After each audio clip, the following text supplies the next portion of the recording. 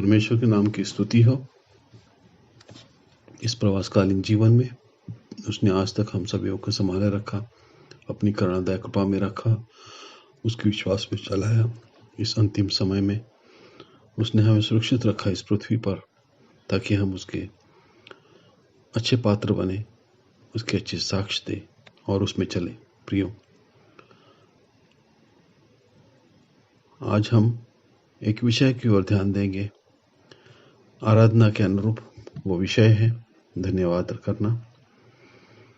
हमने परमेश्वर का नित्य धन्यवाद करना है, और आराधना जो है उसका अहम मकसद जो है परमेश्वर के उन महान योजनाओं को, उन कार्यों को याद करना, उनके लिए धन्यवाद करना, स्तुति रूपी बलि चढ़ाना उनके काम के लिए, परमेश्वर की नित्य स्तुति करना। ये आज हमारा अहम मकसद आज के दिन का है। इसलिए हम परमेश्वर की स्तुति करते हैं। जैसे भजन संहिता 89:15 साम 89:15 में कहा गया है, क्या धन्य है वह समाज जो आनंद के कारण आनंद के ललकार को पहचानता है।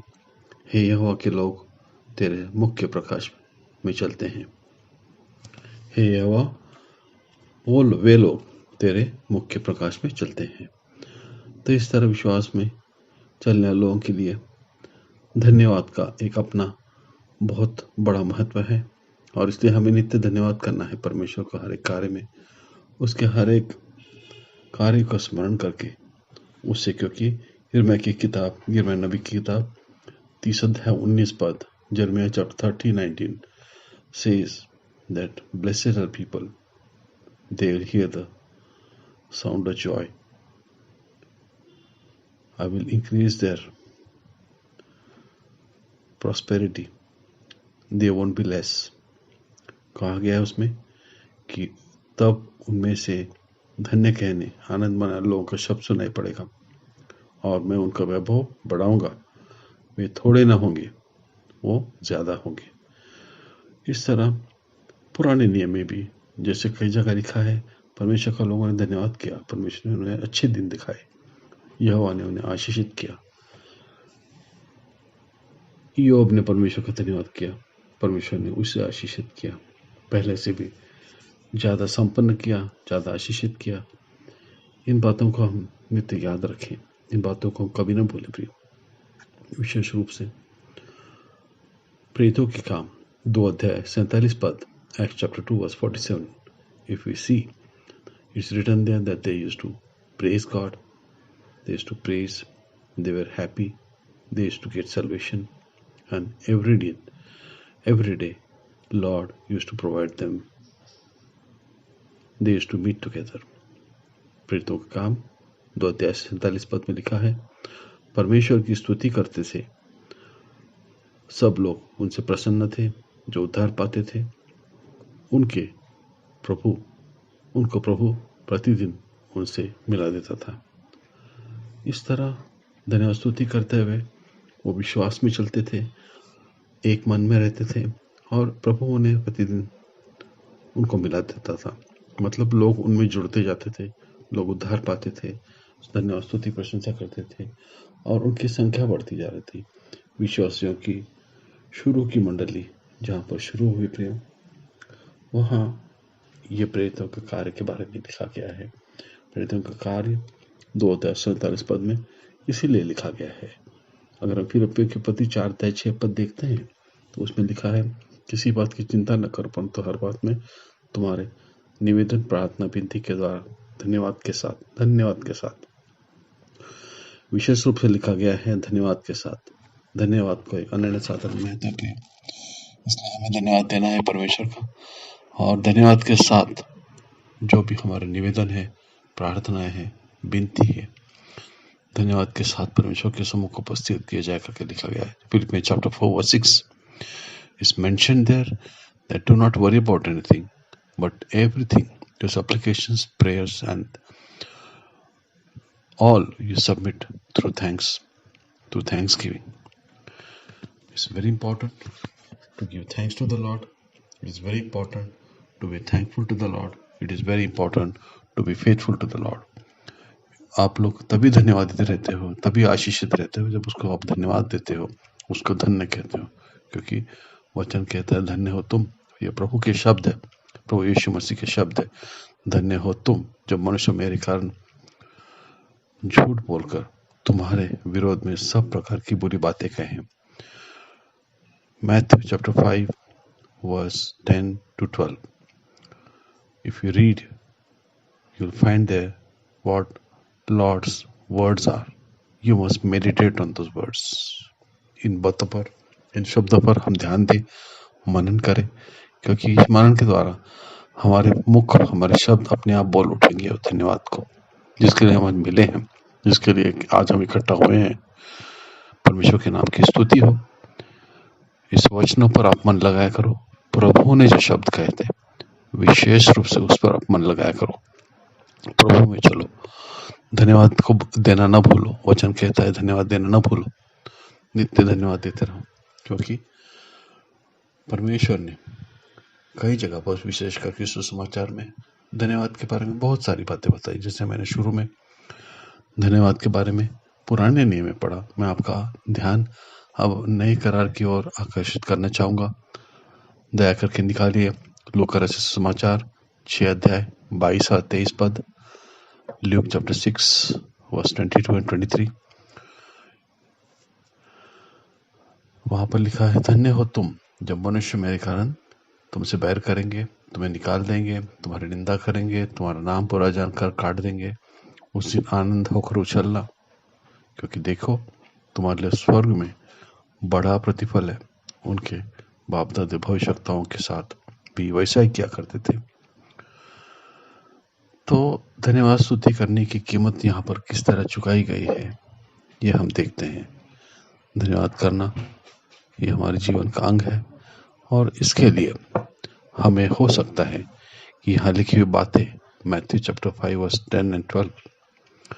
10 to 12 और लूका रचित सुसमाचार 6 अध्याय 22 और 23 पद में लिखा है कि विश्वास के लिए हमें कीमत चुकानी पड़ेगी, लेकिन उस कीमत चुकाने के पश्चात वो उस विश्वास का प्रतिफल, उस आत्मा का प्रतिफल, उस धन्यवाद का प्रतिफल, उस परमेश्वर को थैंक्स गिविंग का प्रतिफल हमें आत्मा को उद्धार मिलेगा। आगे लिखता वचन में लिखा गया है 23 पद में, 22-23 पद में लिखा है, उस दिन आनंदित होकर उछलना, क्योंकि देखो तुम्हारे लिए स्वर्ग में बड़ा प्रतिफल है। उनके बाप दादे भविष्यवक्ताओं के साथ वैसे ही किया करते थे। तो आज जो हम सता रहे, हो सकता है उनके पहले पीढ़ी के, उसके पहले पीढ़ी के लोग हमारे पुरखों को भी इस तरह सताते होंगे, लेकिन हमारे लिए परमेश्वर ने एक बड़ा कार्य नियुक्त किया है कि हमें उसको नित्य धन्यवाद देना है, स्तुति रूपी बलि चढ़ाना है, तब हमें उसका प्रतिफल निश्चित मिलेगा। क्योंकि जैसे वचन में लिखा है, हमें उसका प्रतिफल है, सुनिश्चित प्रतिफल है। प्रियो, अगर हम यूहन्ना रचित सुसमाचार 16 अध्याय 23 पद देखते हैं, 33 पद, तो उसमें लिखा है, संसार में तुम्हें क्लेश होगा, परंतु ढाढ़स बांधो, मैंने संसार को जीत लिया है।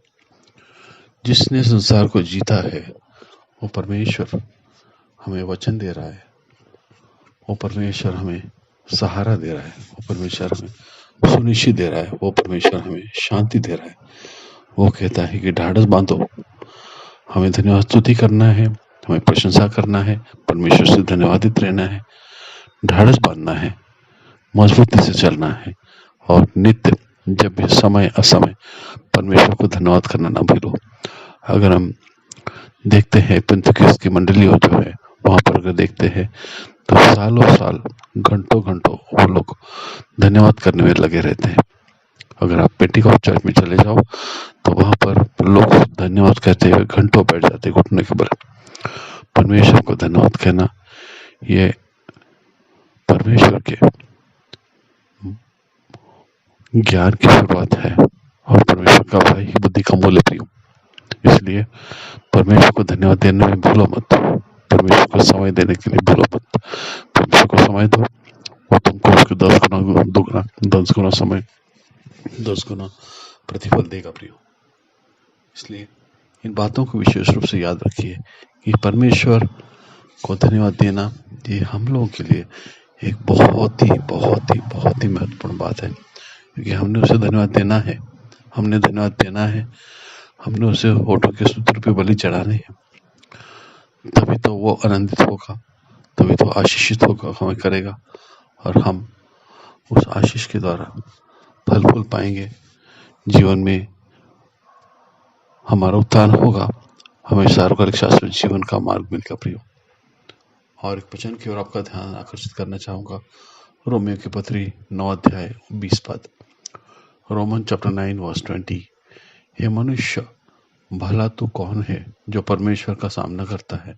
क्या गढ़ी हुई वस्तु गढ़ने वाले से कह सकती है कि तूने ऐसा क्यों बनाया है? हमें परमेश्वर को इसलिए धन्यवाद करना है क्योंकि उसने हमें रचा है, उसने हमें बनाया है।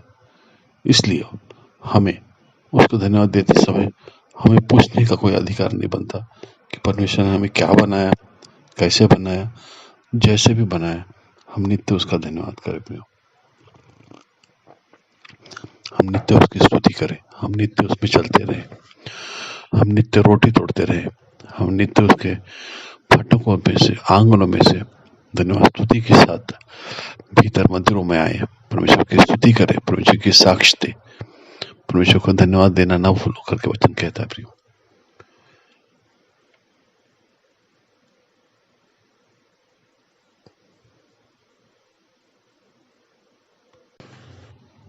तो प्रियो, इस प्रकार हम परमेश्वर में नित्य चलना और धन्यवाद स्तुति के साथ उसके आंगनों में चलना, यह हमारे जीवन का अहम मकसद है प्रियो। हमने इस जीवन में नित्य चलना है, परमेश्वर में बढ़ना है, परमेश्वर के आशीषों में चलना है और विशेष रूप से परमेश्वर ने किए हुए कार्यों को कभी नहीं भूलना है, परमेश्वर के कार्यों को नित्य याद रखना है। इसीलिए तो भजन संहिता 34:1 में लिखा है, मैं हर समय यहोवा को धन्य कहूंगा, उसकी स्तुति निरंतर मेरे मुख से होती रहेगी।